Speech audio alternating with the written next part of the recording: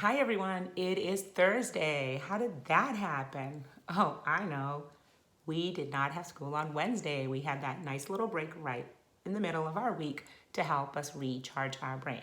Now that your brain is charged, let's get going on what we're doing today.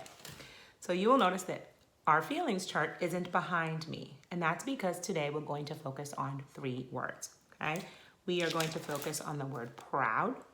Okay, you will also notice there's a lot of tape around this word, and that's because I took it off of our chart. So we're going to focus on proud, jealous,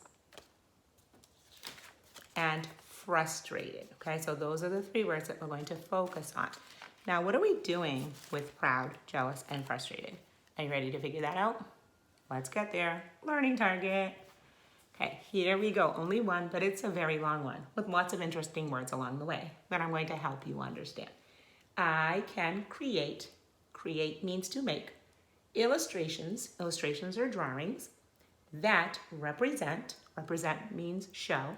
The words proud, jealous, and frustrated. Okay, so your job is to make, create illustrations, drawings that show what proud, jealous, and frustrated look like, okay? So, in order for you to do that, you have to focus very closely on the person's face because that will give you a clue about how the person is feeling. So look closely at the word proud, okay? You're gonna notice her eyes and her mouth. She is smiling. We already talked about how this was a good feeling because she's smiling, okay? So look really closely at her face, because that's the important part when you're trying to figure out how someone is feeling. Okay, let's look at jealous. Do the same thing. Look really closely at her eyes. What are her eyes doing? What's her mouth doing?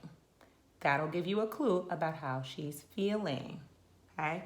And then this boy here, even though he's got his hand on his face, on his head, I should say, if you come in really closely, you can try to figure out what his eyes look like and what his mouth is doing, okay?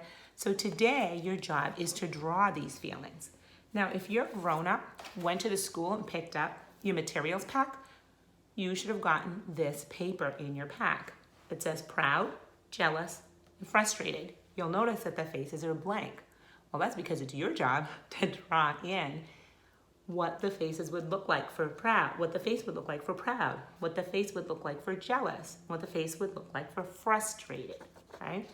Now, if your grown-up didn't have a chance to pick up your materials pack yet, you can do the same thing. You can use your board. You would just need to make circles, okay? And then you can go ahead and fill in the face, okay? You can also use paper to do that. But if you already have your materials pack, then it's a really great idea to use this paper. Actually, you should use this paper. Now, you might be thinking, well, how do I send my work to my teacher when I'm done with it?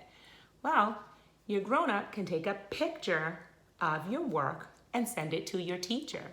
And your teacher can look at it and give you some feedback, meaning they might text you back and say, wow, great work. Or they might show your work during crew by showing a picture of your work. Or they can shout you out during small group. Who knows? We love to shout you out, so I'm sure you'll get that shout out if you do quality work. So this is your work for today, okay? Again, thinking about what proud looks like. Look at her face. And what jealous looks like. Look at her face. And what frustrated looks like. Look at his face.